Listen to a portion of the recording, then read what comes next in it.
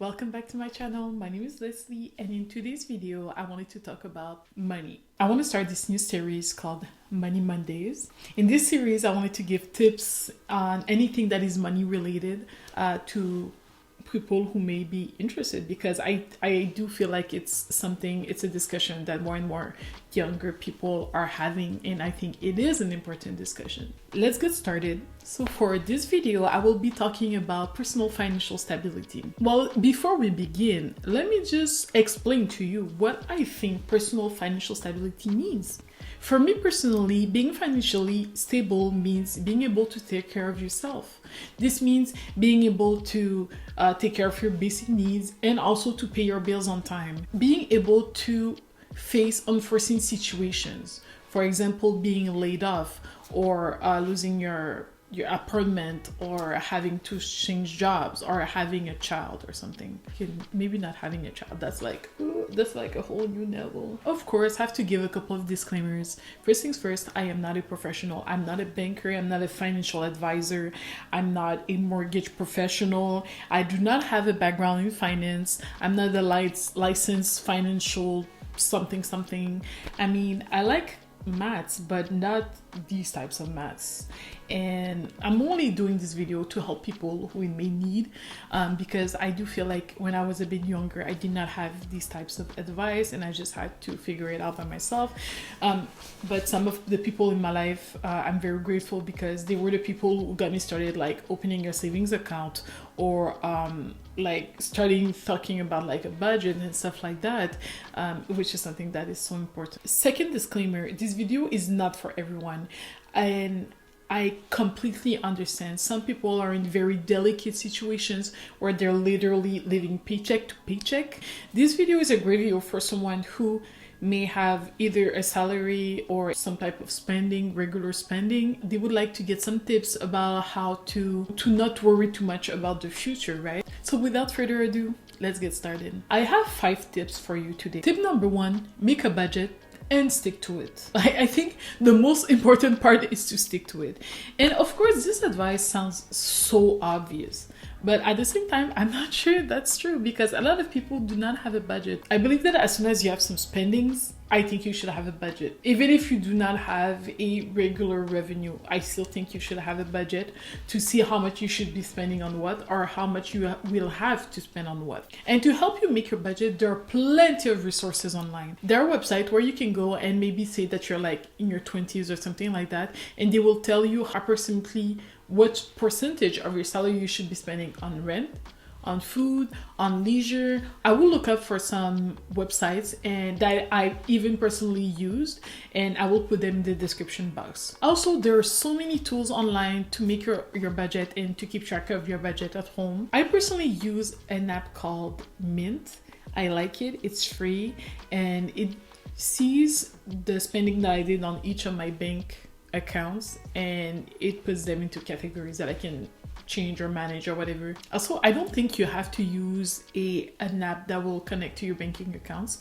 You can simply use Excel, or even Google Sheets. That's a great tool. You should also be checking your budget regularly to make sure that you are on track. And depending on what your lifestyle is, you may have to check it every single week. What is great with some of these tools is that they can send you alerts when they see that you're spending like a little bit too much on food or on like music or whatever. So making the budget is relatively the easiest part. The toughest part is by far sticking to your budget. One tip would be to carry a little bit of money on you, like physical money.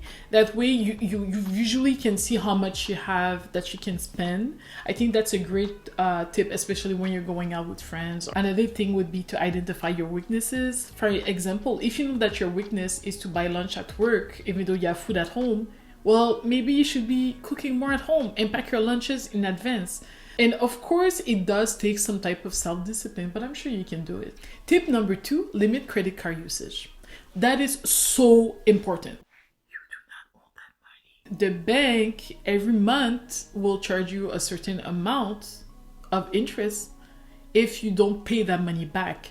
So credit cards, you do not own that money. What you can do is use your debit card more, because that's actual money. Carry more physical money with you. And when you go on the website, like on your laptop, I know that I used to have my credit card like as like autofill in Google Chrome.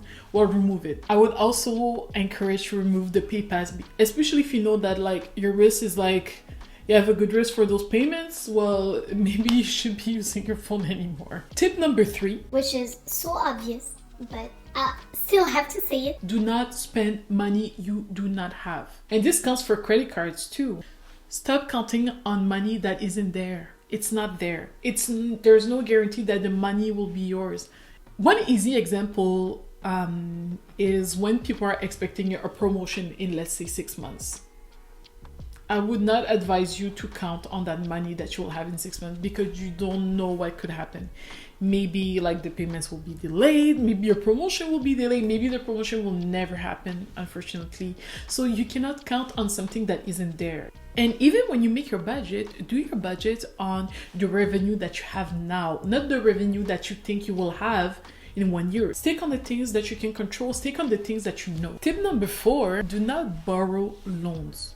Okay, there are all types of different situations where people need to take out loans, but often people take out loans for things that they don't necessarily need, or for things that they could buy without a loan if they saved up a little bit. One easy example of that is like, you will see often people buying cars with loans. If you're like a 20-year-old student and you do not have a revenue and you can take the bus to school, you do not need a $20,000 car. That's just not... Like, please don't do that to yourself. Let's say you take out a loan for a car and then you have to spend like $500 for car payments every month. That's a lot of money. What if you had saved those $500 every single month? Maybe you could get a cheaper car for $2,000, or maybe you can save for a longer periods of time and get a better car. Also, you cannot trick the bank, okay? They will agree to make a deal with you if they see that they can make money off of it. Nothing that you tricked them or you fooled them or something. That is simply not true. Do not borrow money that you're not sure that you'll be able to pay back. For some things, I do think it's worth it, but for some other things, especially for a car, that as soon as you drive it, it's gonna lose like at least half its value. I do not personally think it's worth it. Tip number 5, and I feel like it should have been higher on the list, but open a savings account and use it. Psychologically, it helps me to see that my savings account is separate from my debit account. One thing that you can do is set up automatic withdrawals from your main account to your savings account. A lot of people are like, yeah, but like I don't make enough money to save. Of course, some people are in very delicate situations and do not have money to save, but I would tell you, even start out with like $10 a paycheck or something. $10 a paycheck per month, that's like $20, and per year that's like $240. That's not bad. That's not bad at all. But one thing that does happen, even for myself, is that I sometimes I don't see the point. Is this how I'm gonna live for the rest of my life? And that does get boring. So one thing that you can do is set up objectives, right?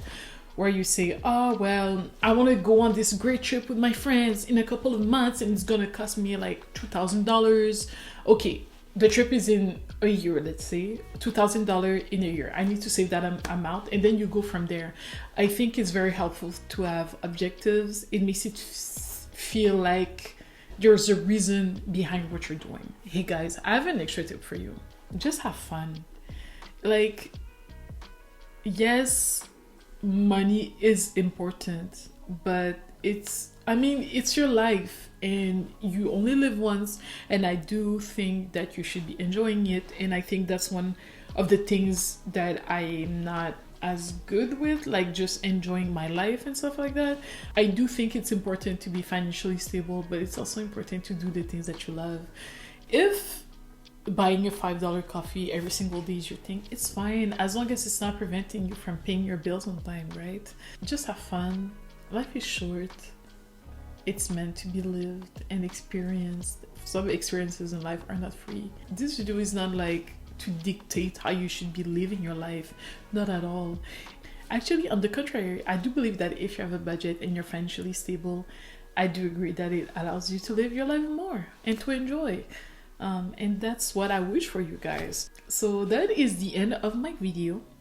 I hope you enjoyed it. If this is something that's helpful to you, please let me know. If there are some tips that I gave in the video that you want me to elaborate more, please let me know. It would be a pleasure. See you next time. Bye.